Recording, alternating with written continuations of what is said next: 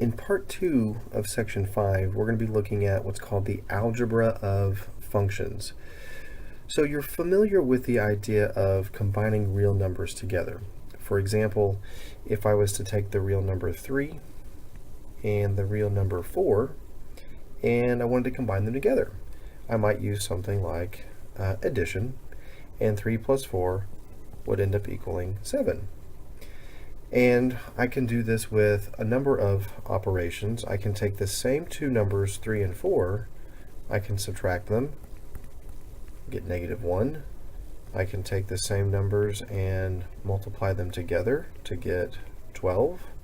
And I can even perform a division with the same two numbers, and I get 3/4.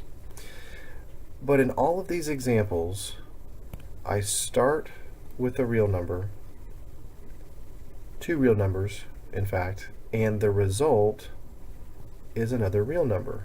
But every time I use the same numbers and I change the operation, addition, subtraction, multiplication, division, I get a completely different result for the answer. But it's still a real number regardless. So what we're going to be seeing here is the idea of taking two functions and combining them together. So I want to take f of x and want to be able to add g of x to it. The result of taking f and adding g is that you get a brand new function, and the name of that function is going to be f plus g. So we don't have to come up with a new name for it. The name is going to be the functions that you're using and then the operation that's going to be combining them together.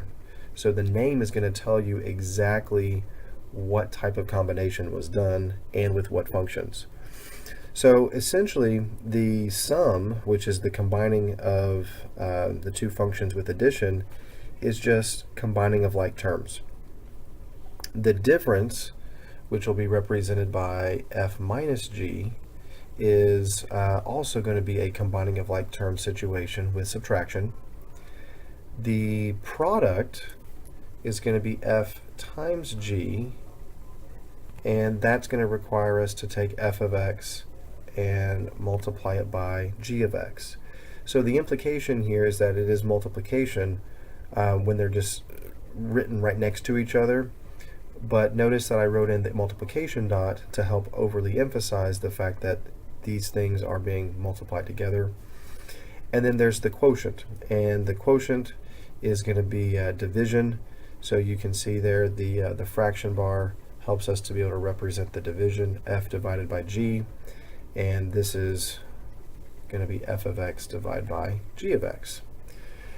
Now when we define a function always has two aspects. It has the equation, which is what this is all about right here. This is telling us how to be able to create the new equation. But a function also has to have a domain to go with it. So this part is going to tell us how to be able to create the domain for the new function. And it's the equation and the domain that go together to give us the full function definition. Now you should see a great deal of similarity here in the different domains. The domain of f plus g is going to take the domain of f and the domain of g, and then we're going to intersect those two domains together, and that's going to become the domain of that particular combination. But you'll notice that f minus g is the same, f times g is also the same. So if you can figure out the domain for one, then you have the domain for all three of the combinations. And then we also have division. So with the division, the domain is also going to have the intersection of the domain of f with the domain of g. But there's an extra consideration right here with the g of x not being equal to 0. We have to be really careful with this, because when we do a division problem, we are creating a potential divide by 0 here. So we have to do an extra consideration here whenever we're dealing with a quotient. Now, you may not have to do all of the different combinations for a particular pair of function, just like you don't have to do 3 plus 4 and 3 minus 4 and 3 times 4 and 3 divided by 4. You may only have to do a couple of those for a particular problem, or just one of them.